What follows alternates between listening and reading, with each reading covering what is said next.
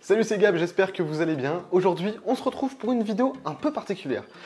Je suis trop content parce qu'enfin, je peux pouvoir vous le dire, les poissons des bacs derrière moi arrivent très bientôt. Alors les prochaines semaines, ce sera pas sur l'avancement de la fiche room. Alors oui, je vais avancer dessus, oui, je vais travailler dessus, mais en même temps, ce qu'il faut comprendre, c'est que juste pour la petite info, j'ai des examens, donc je passe des examens, enfin examens scolaires évidemment, donc des examens et en même temps j'avance sur les travaux de la fiche room. Donc j'essaye de vous faire tout ça en même temps pour pouvoir vous proposer du contenu en plus et vous allez voir, ça tombe pile poil parfaitement, mais les poissons pour les bacs Biotop qu'il y a derrière moi arrivent dans les prochains jours. Et vous les aurez donc dans les prochaines semaines. Une vidéo par aquarium, ça permettra de voir l'évolution de l'aquarium depuis son lancement et l'introduction des poissons. Aujourd'hui, on n'est pas là pour parler de l'introduction des poissons, on va simplement créer un nouveau bac. Un bac pour des poissons que j'affectionne vraiment, c'est des poissons magnifiques, vous les verrez en vidéo, de toute façon ça va arriver très bientôt. Mais ce bac sera pour Chlamydogobius et Remus. Aujourd'hui, on ne se retrouve pas pour l'introduction des poissons, mais pour la création d'aquarium. Donc on va faire un aquarium pour Chlamydogobius et Remus. C'est le nom latin évidemment, donc le nom plus commun ça va être Gobies du désert. Je ne sais pas si vous en avez déjà entendu parler, mais c'est des poissons qui sont super intéressants, que ce soit du comportement ou par leur lieu de vie et leur résistance. Donc c'est un poisson qui est parfait pour les gens qui sont pas forcément... Alors, débutant, je pense que ça peut le faire, un débutant qui fait un peu attention, mais pour tout le monde en fait, c'est vraiment un poisson très très simple de maintenance, qui va pas du tout être exigeant sur la qualité d'eau, on va y revenir, vous inquiétez pas, mais par contre c'est un poisson qui est aussi d'un comportement très atypique, donc super intéressant. Tout ce qui va concerner les particularités de l'espèce et les détails de celle-ci, enfin, globalement sur la nourriture, etc., viendra vraiment en détail dans la vidéo d'introduction qui sera faite dans quelques semaines. Mais aujourd'hui, on va simplement créer le bac et ça va être déjà une bonne étape parce que pour recréer le biotope de cet animal, ce sera en soi pas très compliqué, mais il y a beaucoup de petites choses qu'il va falloir noter. Malheureusement, on va réutiliser le bac des Pseudomugil Sniffer. Alors je dis malheureusement parce qu'en fait, si on le réutilise, c'est tout simplement parce que je ne vais pas pouvoir avoir de Pseudomugil Sniffer. Et je vous explique la situation. Tous les aquariums biotope qu'on crée ensemble sont en partenariat avec une pisciculture. Vous aurez plus d'infos dans l'introduction des poissons évidemment. Et malheureusement, cette pisciculture, depuis que j'ai commencé le projet, ils n'ont pas réussi à me trouver de Pseudomugil Sniffer. Donc c'est pas de leur faute, simplement qu'en ce moment les disponibilités sont un peu compliquées au niveau des imports. Et donc ils n'ont pas réussi à en avoir. Ce qui va provoquer tout simplement qu'on va pas pouvoir mettre nos poissons dans cet aquarium. Et en fait, pour vous expliquer, le projet de tous ces bacs Biotop, c'est temporaire. C'est simplement le temps que moi je puisse finir la création de la fiche room, parce qu'après, tous ces bacs-là vont être déplacés dans la fiche room. Donc, ils seront démontés et on refera des Skype ensemble. Autant dire que si on n'a pas les poissons, c'est pas grave. Je vous ai montré la création du biotope, les petites spécificités de ce biotope de Pseudomugil Sniffer. J'en étais très content. Je crois que vous avez kiffé aussi l'aquarium d'après les retours que j'ai eu. Donc honnêtement, voilà, c'est pas grave, tant pis, les poissons arriveront pas, mais on va faire en sorte de vous créer aussi un environnement qui sera top pour les nouveaux poissons qui vont être les Chlamydogobius et Remus. Je vous préviens, au lieu de dire le nom latin en permanence, on va simplement raccourcir ça par Gobies du désert, qui est le nom commun de ce poisson. Et donc du coup, on va recréer le biotope des Gobies du désert dans cet aquarium. Cet aquarium est en eau depuis déjà à peu près 2 mois. Il est complètement cyclé.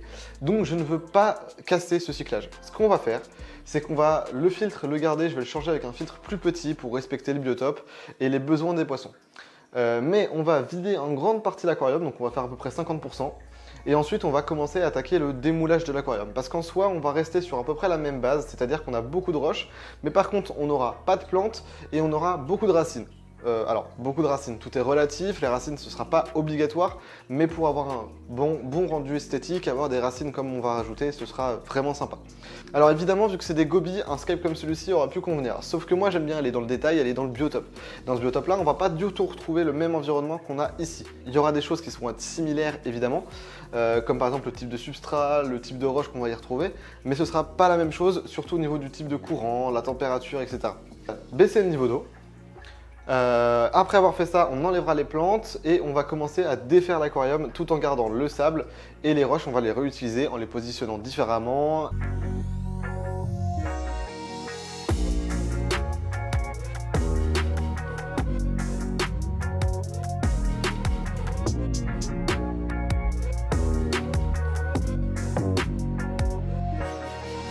Avant d'aller plus loin, on va tout de suite commencer à suivre avec le démontage. Donc là, au niveau de l'eau, je trouve qu'on est pas mal. On n'aura sûrement pas plus d'eau que ça. On va sûrement même en faire un petit changement d'eau. Mais du coup, la prochaine étape maintenant, c'est le démontage. Donc, il faut qu'on retire d'abord les plantes.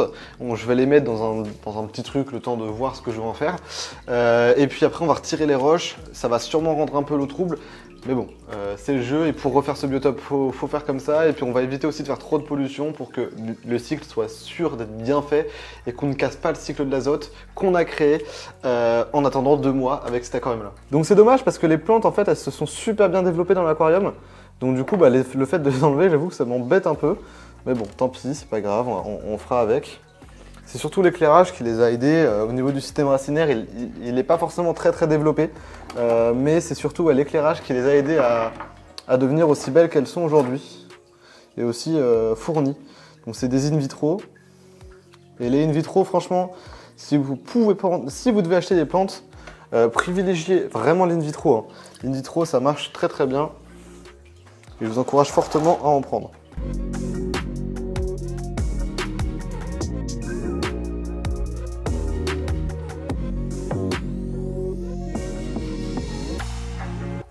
Maintenant qu'on a viré les plantes, il va falloir qu'on suive avec les roches. Donc je vais enlever les roches un petit peu au pif comme ça pour vider un maximum parce que là on en a beaucoup trop. Et puis on verra après comment reprendre selon ce que je vais vous montrer au niveau des sources et du biotope du poisson.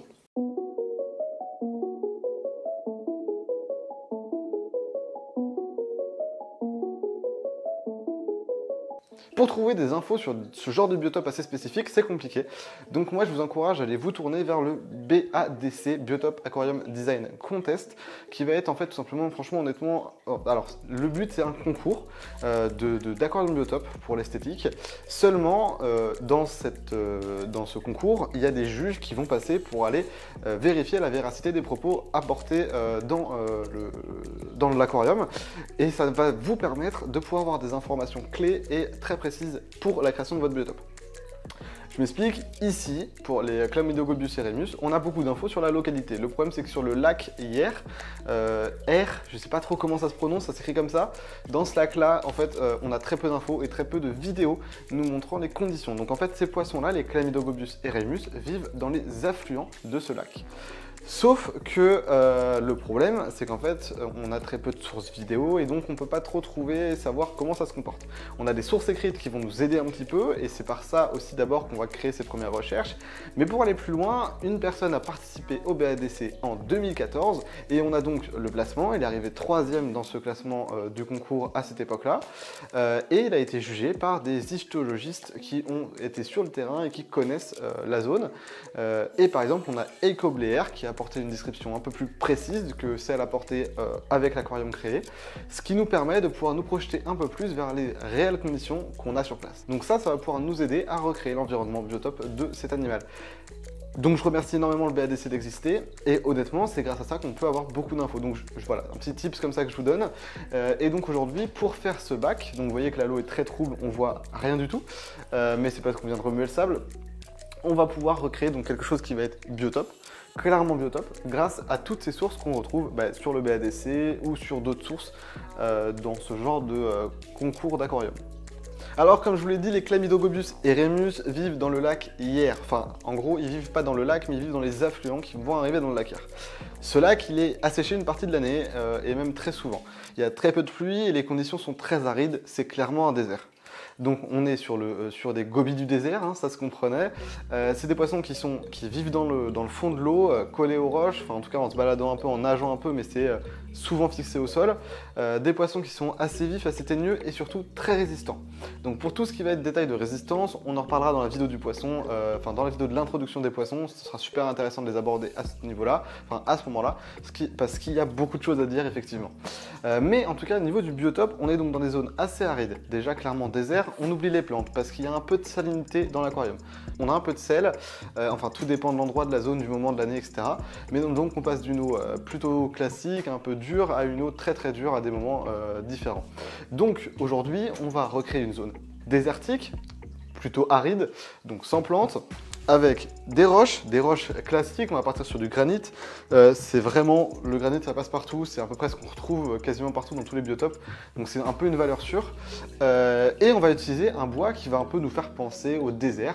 Donc ici, moi j'ai choisi le talawa.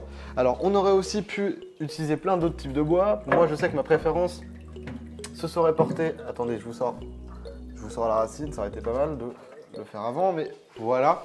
Le type de racine que j'aurais voulu utiliser, ça aurait été vraiment sympa. Donc ça c'est une stump food, une seule souche comme ça dans l'aquarium aurait été parfait. Mais du coup, aujourd'hui, on n'a pas de stump food de dispo, j'en ai plus du tout. Et donc du coup, celle-ci c'était ma dernière, elle est partie. Donc du coup, on va faire ça avec du talawa. Mais vous inquiétez pas, faire un scape avec du talawa, ce sera aussi très très bien. Voilà à quoi ça ressemble le talawa, donc c'est beaucoup plus fin et beaucoup plus désertique quand même que le stump food, mais c'est quand même très très beau aussi. Donc on va utiliser ce genre de racines, franchement au niveau du rendu ça va être parfait parce qu'en fait on va vraiment avoir des roches plutôt désertiques avec un sable assez franchement bien en corrélation. Donc pour le bac des pseudomugites j'avais sélectionné un sable qui était franchement pas mal et qui ressemblait beaucoup aux roches de granit. Et donc avec ces racines là ça va être parfait, enfin, franchement ça va vraiment donner l'effet naturel qu'on recherche. Donc c'est parti pour recréer ce petit bout de biotope. Je voulais aussi rajouter que les racines vous les retrouvez donc sur la boutique. Ici c'est du talawa, le talawa j'en ai pas de façon illimitée donc on en a très peu de disponibles en ce moment.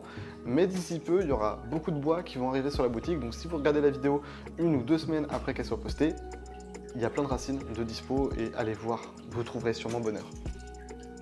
Allez voir sur la boutique, je fais des sélections sur photo, vous trouverez probablement votre bonheur. Donc on va tout de suite attaquer. Au niveau des détails, quand même, la cuve fait 80 par 35 par 40 de haut.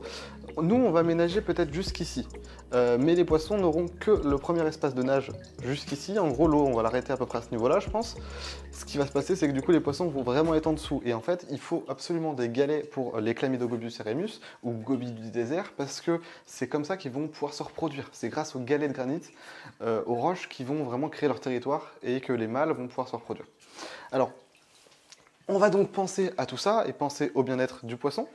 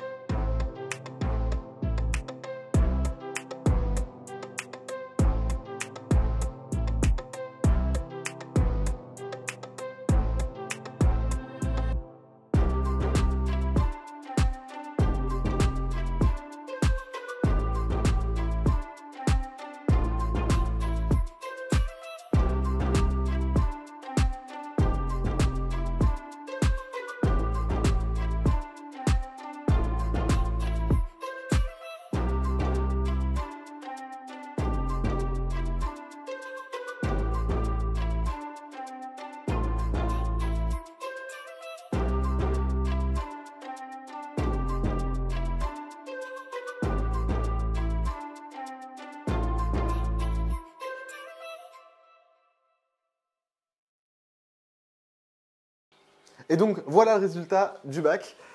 aujourd'hui à quoi il ressemble. J'en suis très content, je trouve que le rendu est très naturel. Le bac n'est pas rempli entièrement, l'éclairage est très joli. Je vais vous expliquer un peu en détail la partie technique.